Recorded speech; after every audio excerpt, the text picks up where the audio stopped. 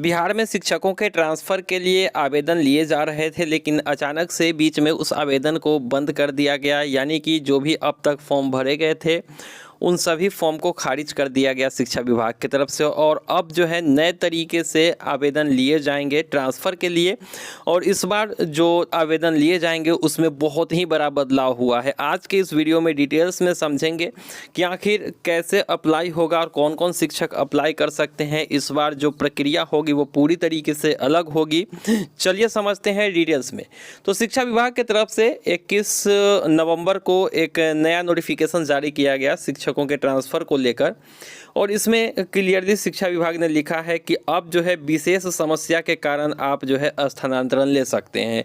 यानी कि स्थानांतरण का कारण क्या है कि विशेष समस्या। अगर आपको किसी भी तरीके की विशेष समस्या हो रही है, वो विशेष समस्या क्या है वो आगे समझेंगे, तो आप ट्रांसफ़र ले सकते हो। अब इस ट्रांसफ़र नीति में कौन कौन से लोग अप्लाई कर सकते हैं वो पहले समझते हैं। तो अब तक जिन लोगों ने अप्लाई किया था वो सभी लोग अप्लाई करेंगे। चाहे तो जिनको करना है वो करेंगे, सीधा समझ लीजिए। ऐसा नहीं है कि महिला पुरुष दिव्यांग या विशेष रोग से पीड़ित लोग या फिर जो लोग असाध्य रोग से पीड़ित हैं वो लोग अप्लाई करेंगे, ऐसा नहीं है। सभी लोग अप्लाई कर सकते हैं, जिनको मन है वो करेंगे। लेकिन इसमें जो बदलाव किया गया है वो बहुत बड़ा है। क्या क्या है वो समझते हैं। सबसे पहला बदलाव यहाँ पर किया गया है कि अब जो है ट्रांसफ़र की रिक्वेस्ट आप स्पेशल ग्राउंड पर देंगे। यानी कि आप जो है विशेष समस्या के कारण अगर आप ट्रांसफ़र चाहते हैं तो ही आप इस फॉर्म को भरेंगे, नहीं तो नहीं भरेंगे। तो अगर आप स्पेशल ग्राउंड पर आप ट्रांसफ़र एप्लीकेशन को फॉर्म को भरते हैं तो अब स्पेशल ग्राउंड में क्या क्या आता है वो थोड़ा सा समझ लेते हैं। तो पहला है असाध्य रोग, और उसके बाद असाध्य रोग से अगर आप पीड़ित हैं या आपके बच्चे पीड़ित हैं या पति पत्नी में से कोई पीड़ित है तो उस आधार पर आप ले सकते हो ट्रांसफ़र। गंभीर अगर बीमारी है जैसे किडनी रोग, हृदय रोग, लीवर रोग, या आपके बच्चे में है, आपके पति पत्नी किसी को भी है, आपको है, तो फिर आप गंभीर बीमारी के आधार पर ले सकते हो। और दिव्यांगता के आधार पर ले सकते हो। इसके बाद ऑटिज़्म या मानसिक दिव्यांगता के आधार पर अगर आपके बच्चे स्वयं या पति पत्नी है उसके आधार पर ले सकते हो। विधवा एवं परित्यक्ता के आधार पर महिला शिक्षिका ले सकती हैं। पति के पदस्थापन के आधार पर महिला शिक्षिका ले सकती है। और सातवां जो आखिरी विकल्प दिया गया है वो है ऐच्छिक स्थान से वर्तमान पदस्थापन की दूरी शिक्षक एवं शिक्षिका दोनों के लिए। अब यहाँ पर ही आकर जो है मैटर आसान बन जाता है, क्योंकि अब कोई भी शिक्षक जो भरना चाहते हैं इस फॉर्म को, जो काफ़ी दूर जिनकी पोस्टिंग हो चुकी है वो नज़दीक आना चाहते हैं, तो उनके लिए जो है ये रास्ता खुल चुका है इसी सातवें विकल्प के साथ कि अगर वो दूर ट्रांसफ़र है, नज़दीक आना चाहते हैं तो वो भर सकते हैं।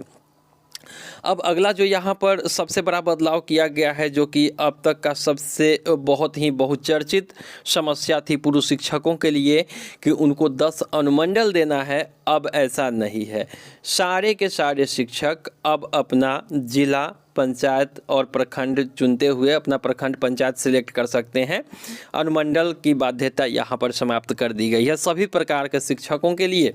तो टोटल जो लोग फॉर्म भरेंगे उनको अपना पंचायत ही सेलेक्ट करना है। 10 विकल्प होंगे और ज़रूरी तो 3 ही है, लेकिन आप 10 तक चुन सकते हैं। तो ये बहुत बड़ा बदलाव किया गया है। साथ ही साथ इसमें कहीं पर भी इस नोटिफिकेशन में ये नहीं लिखा गया है कि 5 साल पर ट्रांसफ़र होना ज़रूरी है, तो ये भी एक अच्छी खबर है। दूसरी बात ये है कि आपको यहाँ पर डॉक्यूमेंट्स अपलोड करने के लिए तो नहीं लिखा गया है किसी भी तरीके की बीमारी या दिव्यांगता को लेके, लेकिन एक चीज़ यहाँ पर ऐड कर दिया गया है कि आपको जो है अपना एक अभ्यावेदन सबमिट करना होगा।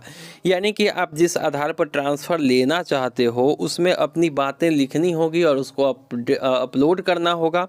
उसके बाद विभाग तय करेगा कि जो अभ्यावेदन दिया है आपने उस आधार पर आपकी ट्रांसफ़र हो सकती है या फिर नहीं हो सकती है। 15 दिन स्क्रूटनी की जाएगी और उसके बाद ही ट्रांसफ़र की प्रक्रिया होगी। और एस सिद्धार्थ जी ने और शिक्षा विभाग के जो एसीएस हैं उन्होंने भी कहा है कि दिव्यांग को, महिला को या फिर जो गंभीर बीमारी से पीड़ित है उनको हम दूर नहीं रख सकते हैं, उनको ट्रांसफ़र करना ज़रूरी है। और इसके अलावा अगर बाकी शिक्षक चाहें तो वो 7 विकल्प हैं, उनमें से किसी आधार पर अपना ट्रांसफ़र के लिए आवेदन दे सकते हैं। तो अब आवेदन कैसे करना है वो हम बताएंगे आपको आने वाले वीडियो में। 1 दिसंबर से 15 दिसंबर तक फॉर्म भरे जाएंगे।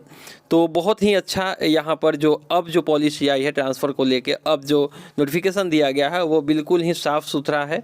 इसमें कहीं पर भी किसी भी तरीके की दिक्कत हमें तो नज़र नहीं आ रही है।